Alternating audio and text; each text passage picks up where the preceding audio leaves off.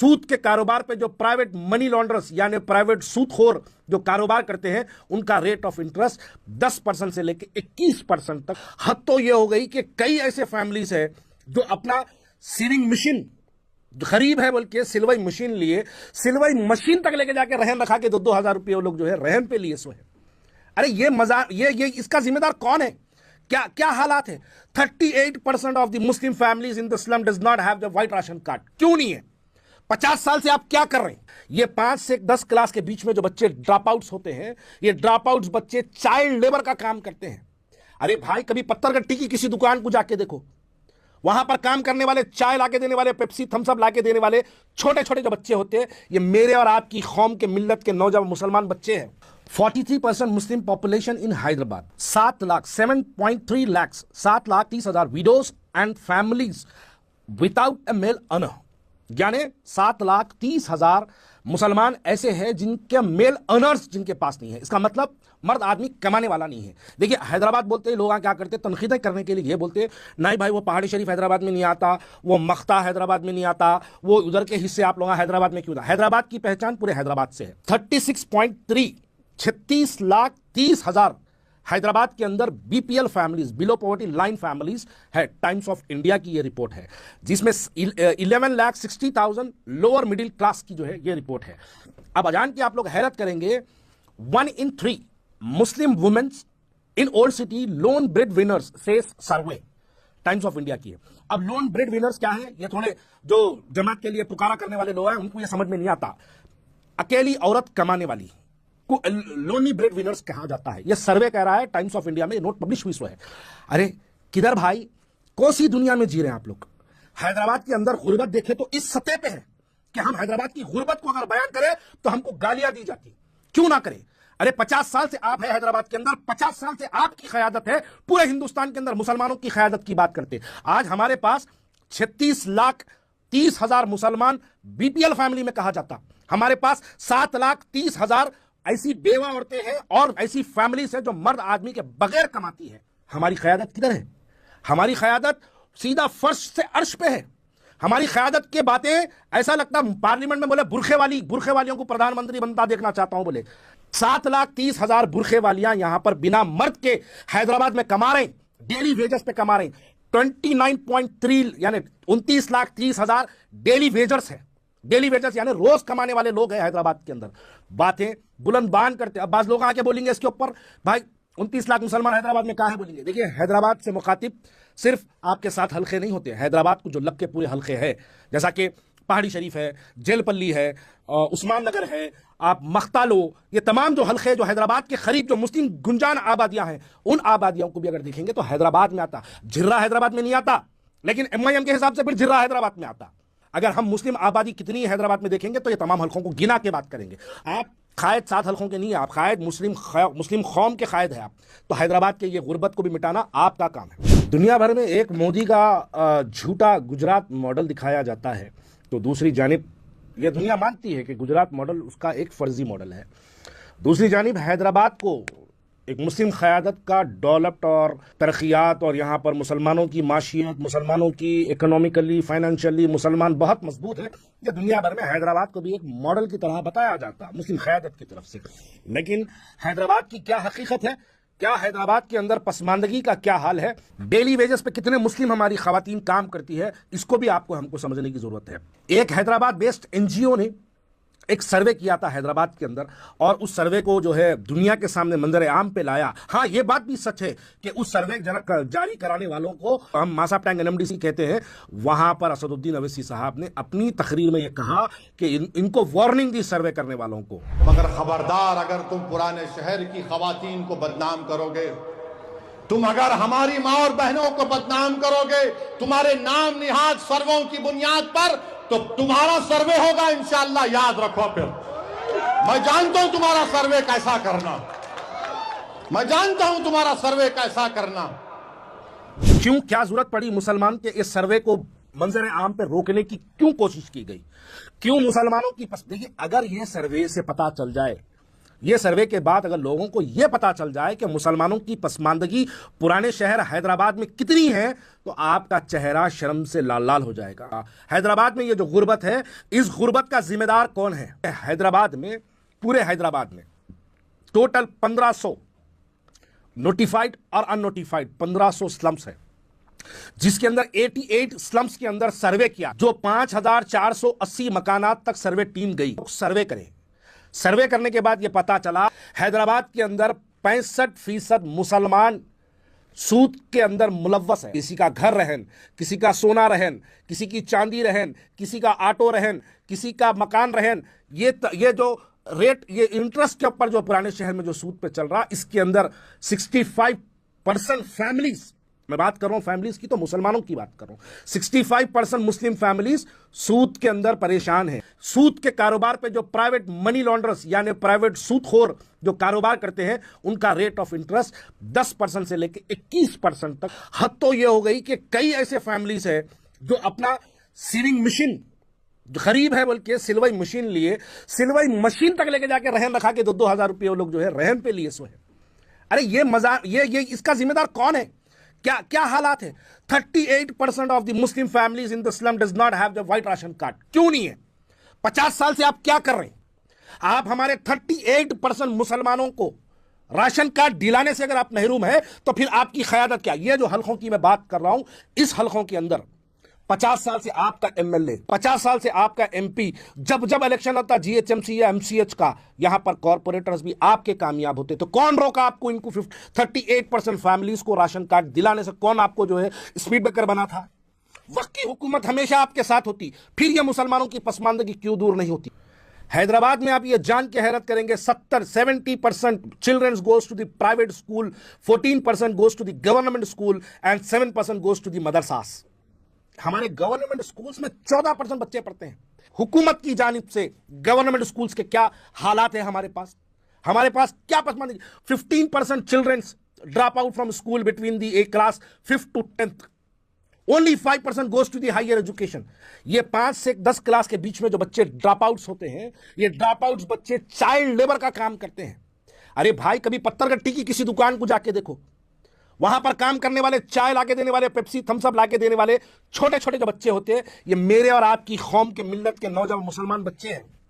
कितने मासूम बच्चे, 6, 8 साल, 10 साल का बच्चा स्कूल में क्या करते? बेटा तुम यहां क्यों काम कर रहे हैं? नहीं, बाबा को पॉलिश मार दिया, बाबा ऑटो चलाते, बाबा पी के घर को नहीं आते, हमारी अम्मा को देखने वाला कोई भी नहीं है, लिहाजा हम काम कर रहे हैं।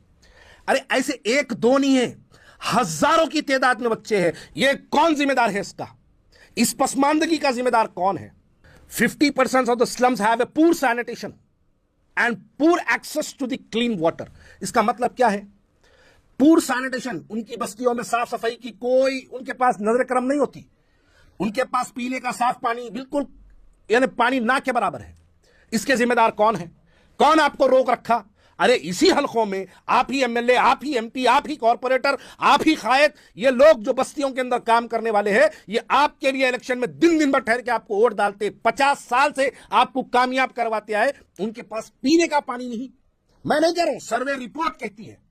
एक हैदराबाद बेस्ड एनजीओ जिनको आप डराए, वो लोग, उनकी रिपोर्ट में यह बात लिखी हुई है। आप इसलिए उनको डराए कि यह बातें मंजर आम पे नहीं आना, लेकिन हम बोलेंगे, हम जुनूनी हैं, हम पागल हैं, हम दीवाने हैं, हम बोलेंगे जरूर वो जो हकायक को जो आप दबाना चाहते हैं। हैदराबाद की गुर्बत, एक तरफ मोदी मॉडल गुजरात को बता के पूरे हिंदुस्तान को बेवकूफ बनाया जाता, देखो गुजरात को जैसा डेवलप किए वैसे हिंदुस्तान को डेवलप करेंगे। दूसरी तरफ हैदराबाद मॉडल, वो एक अंजना ओम कश्यप आज तक की जो न्यूज रीडर है, उसको लेके हैदराबाद लाए, ओवैसी हॉस्पिटल दिखाए, उसको लेके जाके आप असरा हॉस्पिटल दिखाए, अरे उसको लेके जाके गंगानगर याकुतपुरा दिखाना था, उसको लेके जाके अर्श महल दिखाना था, उसको लेके जाके हसन नगर दिखाना था, उसको लेके जाके वट्टापल्ली दिखाना था, उसको लेके जाके चादरघाट की शंकर नगर गलियां दिखाना था, नदी के नीचे लोग कैसा बसते दिखाना था, उसको लेके जाके याकुतपुरा इमाम बाड़ा बताना था, उसको लेके जाके ऐसे 1500 स्लम्स है हैदराबाद के अंदर, वो दिखाना था। तब बोला जाता हैदराबाद मॉडल कैसे है।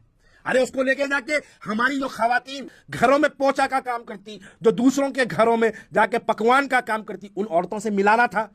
शाही दस्तरखान बिछा के उसको बुला के बता दिए, उन्हें ठहर के बार बार आवा देखिए मैं क्या दवाखाना चल रहा, क्या स्कूल चल रहा, क्या दवाखाना चल रहा, क्या स्कूल चल रहा। झूठे तारीफों की एक स्क्रिप्टेड मूवी बताई जाती, उस मूवी को बता के पूरे हिंदुस्तान को बेवकूफ बताया जाता कि हैदराबाद में बहुत अच्छा है भाई, हैदराबाद के हर घर में एक डॉक्टर है, हैदराबाद के हर घर में एक इंजीनियर है, हैदराबाद के हर एक घर में पायलट है, ये बातें बताई जाती। लेकिन हैदराबाद के अंदर आप जान के हैरत करेंगे 65% Muslim families have the export, यानी कर्ज में मुलव्वस है, कर्ज में, और with the higher rate of interest of 10% to 21%। इन फैमिलीज को भी मिलाओ कभी, आपकी अंजना ओम कश्यप को लेके जाके आज तक पे कभी इनसे भी मिलाओ। जीएचएमसी कमिश्नर ऑफिस में बैठ के कहते हैं कि हैदराबाद में सबसे ज्यादा गुर्बत है, अर्बन एरियाज को छोड़ दो, डिस्ट्रिक्ट एरियाज को छोड़ दो साहब, हैदराबाद में सबसे ज्यादा गुर्बत है। और गुर्बत, राशन कार्डों के बारे में हैदराबाद में इश्यू करो आप बोल के आप बैठ के बोलते हैं। यकीनन आप अपनी जबान से इस बात का एहतराफ कर रहे हैं कि हैदराबाद में गुर्बत है। अगर हैदराबाद में गुर्बत है तो इस गुर्बत का जिम्मेदार कौन है? अगर हैदराबाद के लोग राशन कार्ड के लिए परेशान हैं, देखिए राशन कार्ड को आप सिर्फ वो 2 रुपए का किलो चावल मत समझिएगा। राशन कार्ड हमारे पास नहीं है, इस वास्ते हम गैस सब्सिडी में हम नहीं आ सकते। राशन कार्ड हमारे पास नहीं है, इस वास्ते हम गवर्नमेंट की कोई भी स्कीम्स में हम जा नहीं सकते। राशन कार्ड हमारे पास वाइट नहीं है, इस वास्ते हम शादी मुबारक में अपने नाम को दर्ज नहीं करा सकते। राशन कार्ड हमारे पास नहीं है, इस वास्ते हम कुछ नहीं कर सकते। जो सोशल मीडिया पे क्राउड फंडिंग के नाम पे वीडियोस बनते हैं, उसके अंदर आप देखिए हैदराबाद की गुर्बत नजर आती है आपको। एक औरत रोते रोते कहती है कि मेरा बच्चा मेरे को देखता नहीं, बाबा दवा दिलाओ। ये कौन है औरतें, कहां से आ रही है? ये मेरे हैदराबाद और आपके हैदराबाद शहर के गरीब औरतें हैं। अब अगर मैं और आगे बढ़ के बोलूं तो लोग मेरी बात को गलत समझेंगे। मैं कहना यह चाहता हूं, आज गयूर मुसलमान कोई बच्ची हमारी कोई गैर मुस्लिम बच्चे के साथ बाइक पे नजर आई तो गैरियत अंदर से हिल के निकल के बाहर आती। वो बच्ची को यह तालीम से, उसकी पसमानदगी से दूर रखने वाले कौन है? यही हम हैं। अरे यही हम, यही हमारी क़यादत। हमारी क़यादत नहीं चाहती कि हमारे बच्चे आगे बढ़े, हमारी क़यादत नहीं चाहती कि हमारे पसमानदगी दूर हो जाओ, हमारी क़यादत यह बिल्कुल नहीं चाहती कि हमारे लोगों के अंदर फाइनेंशियली हालात सुधर जाए। क्यों? ये एक सर्वे भी यह कहता है कि जो भी हैदराबाद के अंदर ग्रेजुएट है वो एमआईएम को वोट नहीं डालता। यह बात असदुद्दीन अवैसी साहब को बहुत अच्छे से मालूम है। जो ग्रेजुएट है वो एमआईएम को वोट नहीं डालता, इस वास्ते हैदराबाद में कोई ग्रेजुएट नहीं होना। जो करोड़पति है वो एमआईएम के खिलाफ होता, इस वास्ते कोई करोड़पति नहीं बनना। जो सेहतमंद है वो एमआईएम के खिलाफ होता, इस वास्ते कोई सेहत के मामले में काम नहीं होता। अरे पुराने शहर के अंदर, पूरे हैदराबाद के अंदर एक चिल्ड्रन हॉस्पिटल एक नहीं है। अब मैं पूछना यह चाहता हूं, ये घर में काम करने वाली औरत, बुर्खा पहन के जो तरकारी बेचने वाली औरत, जो अगरबत्ती का काम करने वाली औरत, जो बुर्खा पहन के घरों में जाके बर्तने, कपड़े और जो झाड़ू पकवान का जो काम करती है, ये औरत का बच्चा अगर छोटा, इसका बच्चा अगर बीमार पड़ जाए, कहां जाए? कौन से दवाखाने को जाए? अरे 50 साल में एक चिल्ड्रन हॉस्पिटल पूरे हैदराबाद में नहीं है। और फिर दावा करते हैं कि मुसलमानों की पसमानदगी दूर करने के लिए हिंदुस्तान भर में निकले। एक दवाखाना खोलो पुराने शहर के अंदर, एक चिल्ड्रन हॉस्पिटल खोलो, गवर्नमेंट का एक दवाखाना। अरे हमारे बच्चों को कुछ हो जाए तो हम कहां लेके जाए? नीलोफर को? पुराने शहर में नहीं है नीलोफर। हाँ, यकीनन आपका एमएलए है वहां, लेकिन वो पुराने शहर में नहीं है। पुराने शहर वाले 50 साल से आपकी तीसरी जनरेशन है जिसको कामयाब करके आए, लेकिन हमको क्या मिला? वही ऑटो, वही ठेला, वही बंडी, वही पसमानदगी। हमारे असबस्टास के घर दिखेंगे, हमारे घरों के सामने कचरा दिखेगा, हमारी गुर्बत आपको नजर आएंगी, आपको सब कुछ नजर आएगा, लेकिन आपको गवर्नमेंट चिल्ड्रन हॉस्पिटल हैदराबाद में नहीं आएगा। मैं याकुतपुरे की अगर बात करूं, याकुतपुरे के अंदर एक फायर स्टेशन नहीं। अगर मैं याकुतपुरे की बात करूं तो याकुतपुरे के अंदर एक गवर्नमेंट एरिया हॉस्पिटल नहीं। जैसे मलकपेट का एक गवर्नमेंट एरिया हॉस्पिटल है, पूरे याकुतपुरा कॉन्स्टिट्यूंसी में एक नहीं। अरे क्यों नहीं है भाई?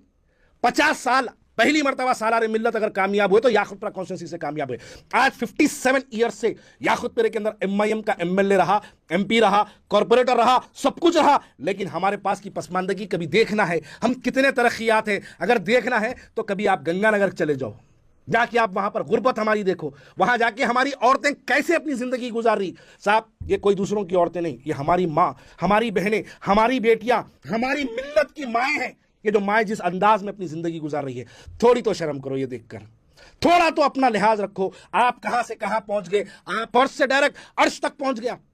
आपकी पसमानदगी कितनी दूर हुई, आपके घर की कारें बताती कि कितनी आपकी पसमानदगी दूर हुई। अरे ओढ़ डालने वाले आज भी वही असबस्टास के घर में, वही टूटे पुट्टे मकानों में, वही घरों में काम कर कर आपको कामयाब करते। आप defender, range rover, Mercedes G wagon, land cruiser, Nissan petrol, ये तमाम चीजें आपकी पहचान है। आप घड़ी पहनते हैं 17,14,000 की, आप टी शर्ट पहनते हैं 1,00,000 रुपए की, आप जूता पहनते हैं 3 लाख का, और तकरीर में कहते हैं कोई मैं पुराना पैसे वाला हूं। अंबानी के बेटे हैं। शहर जानता आप किसके बेटे हैं। आप इतने गुरूर और तकब्बुर की बात मत करो। आप जो बोल रहे हैं मैं बचपन से पैदा हुआ पैसे वाला हूं, आप क्या अंबानी के बेटे हैं। आप कौन है हम नहीं जानते। अरे हम हैं, हमने चंदा देके दारुस्सलाम मेडिकल कॉलेज को हमने चंदा देके कायम किया। हम जब जब दारुस्सलाम के अंदर, मैं अपनी जाती बात कर रहा हूं, मेरे बाप दादाओं ने दक्कन मेडिकल कॉलेज के नाम पर चंदा दिया, सो रसीदा है। ये हमारी हकीकत है। और हमारी कौम आज, हमारी मिल्लत, हमारी कौम की मां बेटियां सड़कों पे भीख मांगने पर मजबूर है। क्या हमने इसलिए आपको तरक्की दिलवाई? क्या हम आपको तरक्की दिलाने का यह मकसद था? मकसद यह नहीं था। मकसद यह था कि एक कौम का मेडिकल कॉलेज आएगा तो हम यह समझ के आपको चंदा दिए थे कि उसके अंदर कई मुसलमान बच्चे डॉक्टर बनेंगे और कौम की अपलिफ्टमेंट होगा, कौम के अंदर एक तरक्की पैदा होगी, हम ये सोचे। लेकिन हैरत करेंगे जान के 65% मुसलमान हैदराबाद के खर्च में मुलव्वस है। आपके पास कोई प्लान है उनको खर्च से बाहर निकालने का? आपके पास कोई एक स्ट्रैटेजी है आपके पास जो उनको आप इन परेशानियों से निकालेंगे? पूरे मुरीदा ब्लड कैंप कराते हैं, लेके जाके ब्लड कहां देते हैं? नहीं, मेरी बात को बुरा मत मानो। ब्लड कहां देते हैं? पुराने शहर में जितने ब्लड कैंप्स होते हैं वो जाता असरा हॉस्पिटल को। फिर पेशेंट बीमार हुआ तो असरा हॉस्पिटल में फ्री ब्लड नहीं मिलता, वही ब्लड घुमा के बेचते। ये क्या बात है? ब्लड कैंप के नाम पर देखिए, परसों मिलाद कमेटी की 12 रबी अव्वल के दिन एक बड़ा ब्लड कैंप हुआ हैदराबाद में। वो 1200-1400 आदमी गए, जाके वहां पे अपना खून का अतिया दिए। अतिया देते वक्त इनाग्रेशन के लिए पूरे एमएलए आए, आके जबरदस्त इनाग्रेशन करे, सोशल मीडिया पे दबा के जो है ब्लड कैंप की कैंपेनिंग हुई, जबरदस्त चला। ब्लड ले लिए, ब्लड लेके जाके कहां दिए? असरा दवाखाने में दिए। जब पेशेंट को जरूरत है असरा दवाखाने में, तो वो पेशेंट को ब्लड खरीदना है। ये कौन सा ब्लड डोनेशन हुआ? आप किसके लिए डोनेट कर रहे हैं मेरे भाई? करो डोनेट, अच्छे मकसद के लिए डोनेट कर रहे हैं। आपकी नीयत साफ है, आप तो अल्लाह की राह में दे रहे खून, आपकी नीयत बिल्कुल साफ है। लेकिन आपकी नीयतों का गलत जो इस्तेमाल किया जा रहा, उस पर भी गौर करो कि आज हमारी हालात कितने बुरे हो चुके हैं। हमारे हालात इतने बुरे हो चुके हैं कि हमको यहां पर किसी किस्म से सहूलतें पुराने शहर वालों को नहीं फराहम की जा रही है।